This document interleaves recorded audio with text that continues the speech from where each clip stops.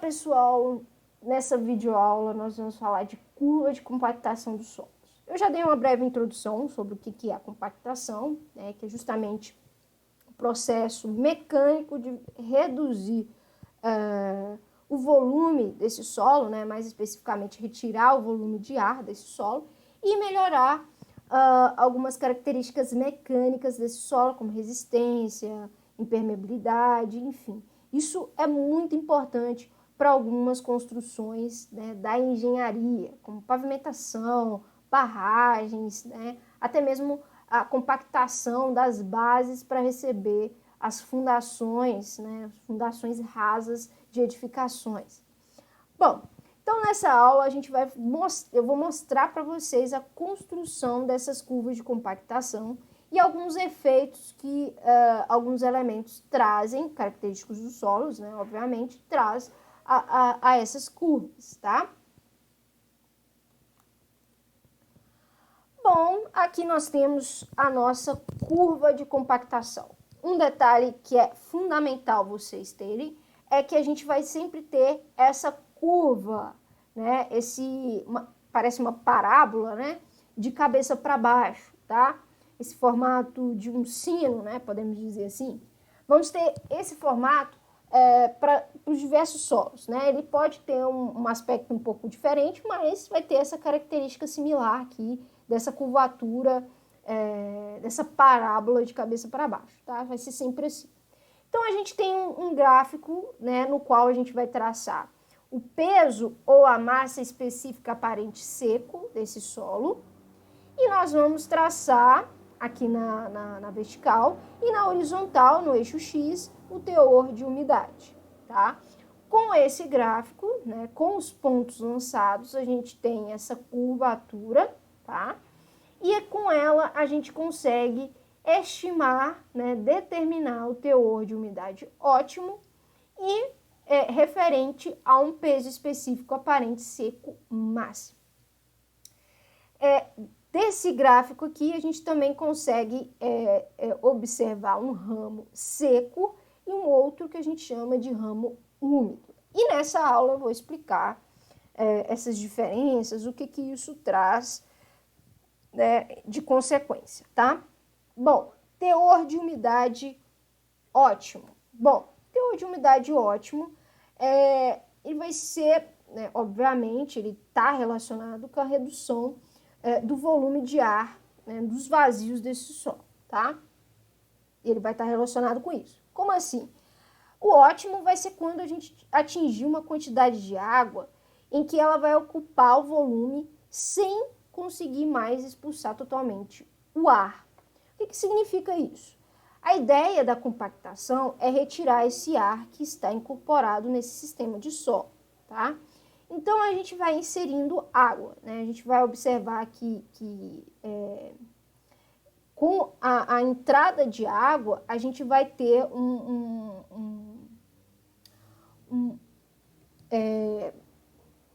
uma expulsão desse ar, né? A gente, né, para a água ocupar ali, ela vai ter que retirar esse ar desse sistema, tá? A quantidade ótima vai ser quando essa água ela não consegue mais expulsar o ar. Por que ela está dizendo não totalmente o ar? É porque é claro que vai ficar ali umas bolhas de ar, tá? A gente não consegue expulsar totalmente esse ar do sistema do solo, tá? Bom, então a ideia seria a gente tem, né, o volume de vazios igual ao volume de água. A ideia inicial é essa. Ou seja, a gente tentaria saturar o solo em 100%. Mas isso é teórico, tá? Na verdade, né, o ótimo não vai ser para uma saturação de 100%, tá? Porque a gente não vai conseguir algo tão eficiente, tá? Que eu vou mostrar aqui para vocês, tá? Bom, então o que seria esse ramo seco, tá? A gente vai ter um efeito de lubrificação. O que seria esse efeito de lubrificação? Bom, esse aqui é o nosso ramo seco, né? Então, é aqui que a gente começa a inserir água no nosso sistema de solo. Bom, e aí, né, vamos pensar né, que esse solo, né, aqui nós temos partículas de solo, tá? Nós não temos água, tá? A gente tem ar aqui e partículas sólidas, tá? Então, a gente começa a inserir uma determinada quantidade de água e vai aumentando essa quantidade, tá? Então, nesse ramo seco, o que acontece é que, quando eu acrescento água nesse sistema, as partículas de solo, elas começam a ficar envoltas de água, tá? E aí, né, ao se envolver com essa água, a gente tem uma superfície mais lisa, né? Ou seja, uma superfície mais lubrificada. A gente não tem mais a interferência do atrito entre essas partículas. Quando elas estavam sem água aqui, a gente tinha umas partículas mais afastadas. E quando a gente coloca essa água, né, e com o efeito da lubrificação, a gente começa a aproximar essas partículas e elas começam a se reagrupar ali, né, porque agora o atrito não é tão grande, né, a gente começa a reagrupar essas partículas, né, elas se reordenam, tá? E aí, no ramo úmido, né, eu continuo inserindo água, né, e com essa quantidade excessiva de água, eu começo a ter o afastamento das partículas, né? Ora, essa quantidade de água, até certo ponto, ela é bom, né? Tudo que é em exagero não é bom, né? Então, a gente vai nesse princípio. Então, se eu coloco muita água, né? Quando eu ultrapasso o teor de ótimo, né? Quando eu ultrapasso aquela quantidade ótima, né? Onde aquela quantidade de água ela já não consegue mais expulsar ar, desculpa, ela começa a transbordar, né? Digamos assim, né? Se eu coloco muita água, essas partículas elas começam a nadar naquela quantidade de água, né? Digamos assim, né? Entre aspas, né? Ou seja, a gente começa a afastar as partículas uma da outra, né? Porque aí a gente começa a aumentar esse volume de água e aumentar o volume desse sistema. Isso fica começando a ter uma cara de lama, né? E lama não é interessante, né? A lama é um fluido praticamente, né? Então, isso não é o ideal, tá? Bom, a gente também tem uma relação entre esse teor de umidade ótimo, né, com esse peso específico aparente seco máximo, com o índice de vazios mínimos, tá? Porque o ideal, a ideia da compactação é justamente essa, a gente reduzir os vazios, né, deixar os índices de vazios o mínimo possível, tá? Então, a ideia é essa. Então, aonde eu tenho o máximo aqui, o teor de umidade máximo, né, juntamente com o peso específico aparente seco máximo, eu também vou ter um ponto mínimo de índice de vazios, tá? Então, essa relação é muito interessante. Bom, então, nós temos também uma relação entre curva de compactação e curva de saturação. Bom, então vamos lá. Primeira coisa, nós temos o peso específico aparente seco, que é dado por essa letra γd, que é um índice que é dado em quilonewton, né, uma unidade de força, né, não precisa ser necessariamente quilonewton, pode ser newton, pode ser kgf, enfim. Quilonewton, né, uma força por volume, tá? Seria esse peso específico aparente seco, que seria o peso específico do solo, o gama, dividido por 1 mais o teor de umidade. Isso está relacionado com a massa específica seca, que é dada na mesma formulação. A diferença é que aqui, né, eu estou tratando de massa, estou tratando de gramas por metro cúbico, né, uma massa por um volume. Aqui eu estou tratando um peso, que é uma força, por um volume, tá? Então, essa é a diferença, mas as fórmulas são as mesmas. Por que eu trouxe isso? Porque as curvas de compactação, elas podem vir com o eixo Y, né, o eixo vertical, com valores de peso específico aparente seco ou de massa específica aparente seca, tá? Então, ora ela pode vir com força por volume, ora ela pode vir por grama por volume. Qual que é o mais comum? Grama por volume, né? Massa por volume. Por quê? Porque essa massa é mais fácil de se obter em um laboratório e a gente obtém ela diretamente. Aqui no peso, a gente teria que multiplicar pela gravidade. Enfim, tá? Isso aí vai depender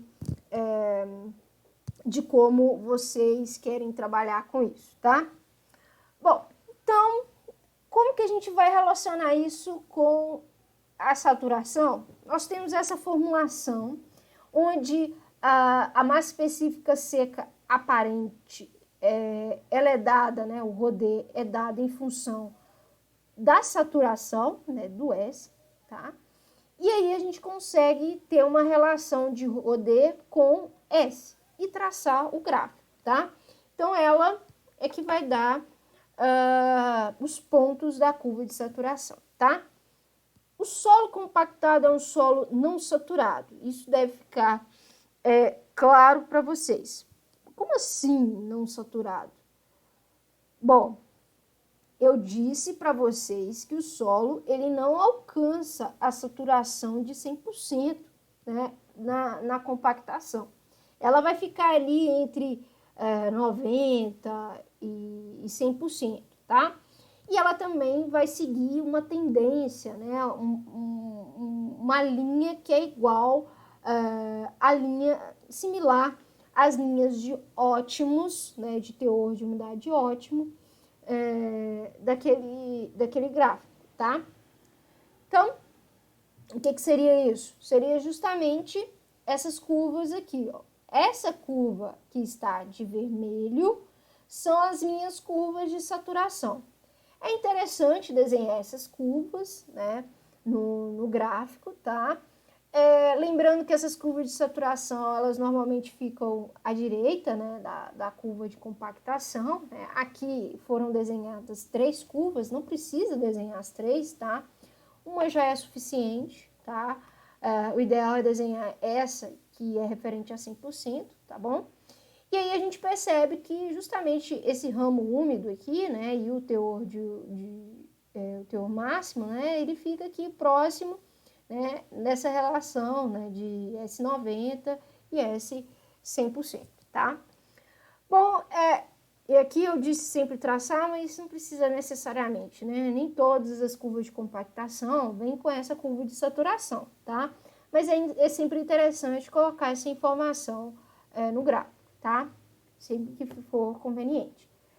Efeito do tipo de solo. Bom,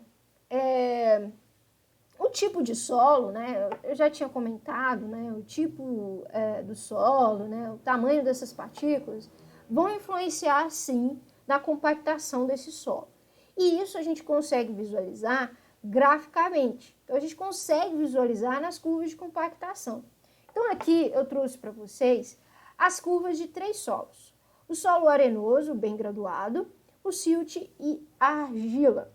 Percebe que para o solo arenoso, a gente tem um ρD máximo maior que os demais, para um teor de umidade muito menor. Então, isso é interessante. Eu não vou precisar colocar muita água nesse solo para eu conseguir chegar no meu ρD máximo, tá? Então, isso é interessante, tá? Bom, no silt, a gente também tem um ρD máximo elevado, tá? Em relação à argila, por exemplo, né? Nesse gráfico aqui, mas um pouco abaixo do que o ρD máximo de uma areia, tá? Então, o silt é o que vai ter o menor ρD máximo, tá? E vai precisar de um teor de umidade um pouco maior do que os outros solos, tá? Então, a gente percebe que o solo arenoso, tá? Bem graduado, se ele for mal graduado, isso vai cair um pouco, tá? Então, ele vai precisar de um teor de umidade, ele vai ficar com um teor de umidade ótimo abaixo do que o silt e argila e vai ter um ρD máximo superior aos demais, o que é super interessante, né? Porque aí eu reduzo a quantidade de água, tá? No caso da argila, o que a gente entende é que a argila vai precisar de mais água para conseguir chegar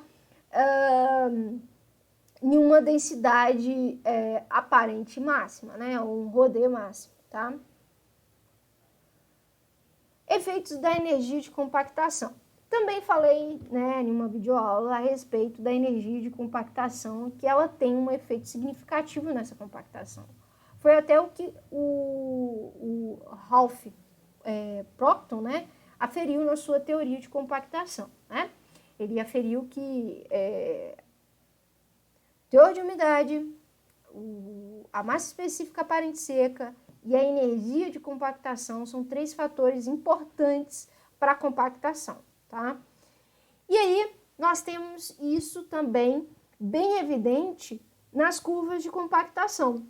Então, se eu tenho uma energia de compactação, se eu aplico uma energia de compactação inferior, né, uma energia E1, digamos assim, se eu elevo essa energia para um valor E2, tá? Isso se tratando de um mesmo solo, eu vou ter um aumento, né, no meu rodê, na minha massa específica aparente seca máxima, para um menor teor de umidade ótimo, tá? Isso é interessante. Então, eu vou ter uma menor... então, se eu aumentar a energia, eu vou ter uma menor umidade ótima e vou ter uma maior massa específica seca. Então, isso é super interessante, né? Vou reduzir a quantidade de água e, além disso, aumentar a massa específica seca desse solo. Aqui, nós vemos justamente, né, essa questão em termos de números de golpes por camada. Isso é interessante quando a gente fala de ensaios em laboratório, tá? Então, tem um vídeo meu que vai falar justamente desses ensaios. Nós executamos esses números de golpes, tá? Para cada camada. E isso vai afetar também nessas curvas de compactação, tá? A linha de ótimo é justamente essa linha onde a gente encontra os ótimos, tá? Que vão ficar bem aqui próximo da curva de saturação, tá? Então, a gente percebe que se eu aumento o número de golpes por camada, eu vou ter um aumento significativo, né? Aqui, no caso, é gama D, né? Do peso específico aparente seco, né? Máximo, vou ter um aumento disso, tá? E vou ter uma redução do teor de umidade ótimo, tá? Então, a gente percebe isso também na execução dos ensaios, né, de compactação, tá? Bom, aqui, né, mais especificamente, né, que eu não havia comentado, é o mesmo solo, tá? É um solo argila-arenoso, tá? E aqui, né, para cada um dos ensaios, a gente variou o número de golpes, né, por camadas. Bom, dito tudo isso, tá, levando tudo isso em consideração, né, a gente tem essas influências, né, na nossa curva de compactação. Agora vamos aprender a construir essa curva de compactação. Bom, vamos considerar primeiramente esses teores de umidades relacionados com a massa específica aparente seca desse solo, tá? Então, nós temos o W e temos o ρD. Esse ρD aqui, eu coloquei em kilonewtons, né? Tem peso aqui, mas é gramas, tá? Desculpem aí. Aqui, essa unidade é grama. Bom, então a gente tem 5 valores, tá? Então, a gente tem 5 pontos. Então, como que a gente vai traçar essa curva? Primeiramente, a gente vai preparar o nosso gráfico, tá? O nosso gráfico, ele tem que ter um eixo, né, X com a umidade e o eixo Y com a massa específica aparente seca, tá? Em gramas por centímetro cúbico. Bom, aqui eu já coloquei a configuração gráfica respeitando os valores dados na tabela anterior, tá? No Excel mesmo, tá? Ou manualmente, a gente insere os pontos, tá? E aí eu vou inserindo cada um desses pontos de acordo com as coordenadas, né? W e ρD. Vou inserindo aqui no meu gráfico. Então, eu tenho o primeiro ponto, o segundo, o terceiro, o quarto e o quinto. Então, já percebam que há um formato em parábola, de cabeça para baixo, tá? Isso deve ser observado. Se tiver algo diferente disso, é porque tem alguma coisa errada, tá? Gráfico, curva de compactação, ela sempre vai ter esse formato de parábola com a boca para baixo, tá? Não esqueçam disso. Bom, tá. Mas por que eu coloquei esses pontos com cores diferentes? Eu destaquei esses pontos, tá? Depois de traçar lançar esses pontos, porque eu já percebi o meu ramo seco e também já percebi o meu ramo úmido. Por que eu tenho que ter essa percepção, tá? Essa percepção vem justamente, né, do formato da curva que se apresenta aqui, né, se aparenta, tá? O máximo deve estar provavelmente aqui, né, nesse ponto, nessa região aqui, tá? Não sei, né, mas deve estar aqui nessa região. E se o máximo está nessa região, o meu ramo seco é esse e meu ramo úmido é esse, tá? Lembrando que o ramo seco, ele vem sempre antes do teor de umidade ótimo e o ramo úmido vem sempre depois, tá? Então, aqui, né, foi perceptível, né? Isso tem que ser algo visual, tá? Da gente perceber esses ramos, tá? Por que eu tô falando isso? Porque isso vai ser importante na hora da gente traçar a nossa curva, né? E determinar o máximo, tá? Então, o que eu faço? Com esses 3 pontos aqui do ramo seco, eu faço a progressão linear desses 3 pontos, tá? É mais fácil fazer essa progressão no Excel, que já me dá a equação, tá? Dessa linha, né, linear. Bom, eu pego esse valor, porque com esse valor eu vou tentar traçar uma reta aqui, tá? Para tentar cruzar com essa outra equação aqui, né? Esse parâmetro linear aqui, né? Essa equação linear do ramo úmido. E aí eu vou ter um encontro delas duas aqui para poder, né, conseguir traçar a minha parábola aqui, tá? A minha curva de compactação, tá? Então, por isso, eu fiz essa parametrização, tá? O Excel dá isso rapidamente pra gente, tá? Caso eu esteja fazendo à mão, tá? A gente pode traçar isso meio que visual, né? Pegar a régua e tentar pegar os 2 pontos das extremidades, né? Que é justamente eles onde a reta tá passando, e fazer uma linha, tá? Traçar uma linha entre esses 2 pontos aqui e a outra entre esses 2 pontos, né? Fazer um encontro entre elas, tá? Aqui eu tô fazendo no Excel, eu tô fazendo um pouco mais preciso porque eu já tenho a equação, tá? Então aqui a minha equação eu já coloquei em termos de Rodé, né? O Rodé sempre vai ser o Y, tá? Da equação. O W, que é o teor de umidade, vai ser sempre o X da equação, tá? Então, o que eu vou fazer? Eu vou fazer uma outra tabela, tá? E vou fornecer, no mínimo, 5 pontos, no máximo 5 pontos, tá? Para cada um desses ramos, tá? Eu peguei esses valores aqui, não foram valores aleatórios, eu peguei esses valores com base no que eu tinha aqui do teor de umidade, tá? Que são valores próximos àqueles que estão, né, na minha tabela aqui, né, para fazer o cálculo, tá? Então, para o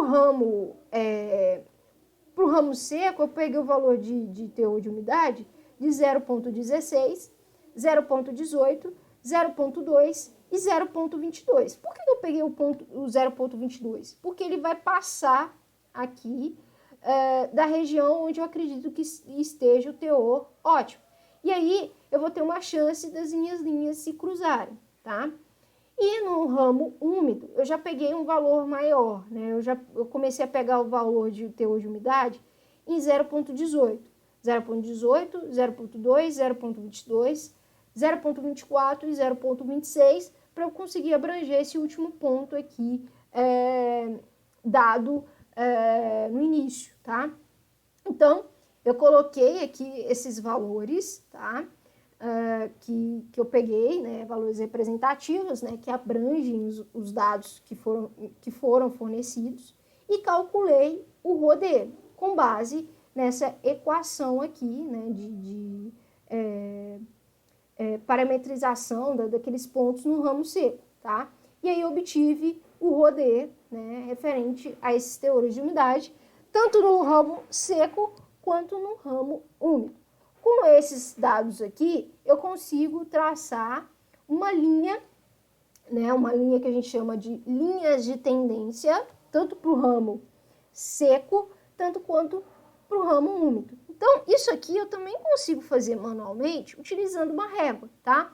O que se deve atentar é que eu tenho que colocar a minha régua, né, principalmente para esse ramo seco, no ponto inicial e no ponto final desse ramo, tá? O mesmo para o ramo úmido, tá? No ponto inicial e no ponto final dele.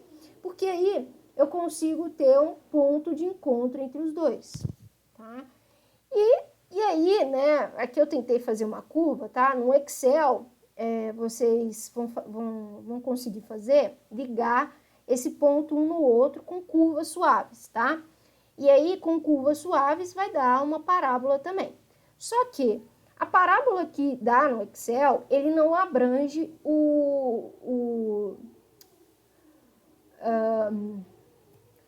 teor de umidade ótimo e a massa específica aparente seca máxima. Por quê? Porque esse ponto vai estar justamente aonde se encontra essas parábolas aqui, ó, onde se encontra essas linhas de tendência, tá? Então, aqui eu tenho mais ou menos o valor de teor de umidade, né, ótimo, que deu aí 0,205, mais ou menos, né? Deu entre 0,2 e 0,21, tá? E nós vamos ter aí uma massa específica aparente seca máxima, ρ d máximo, de aproximadamente 1,71 gramas por centímetro cúbico, tá? Então, esses seriam os meus valores, né, dessa curva de compactação, né? O meu valor de teor ótimo e o meu ρ d máximo, tá? Bom, gente, depois de explicar a construção da curva de compactação e do ensaio de compactação em laboratório, falta falar da energia de compactação, né? Como que se obtém tudo isso, tá? E isso vai ser tema da nossa próxima aula, tá? Então, até mais!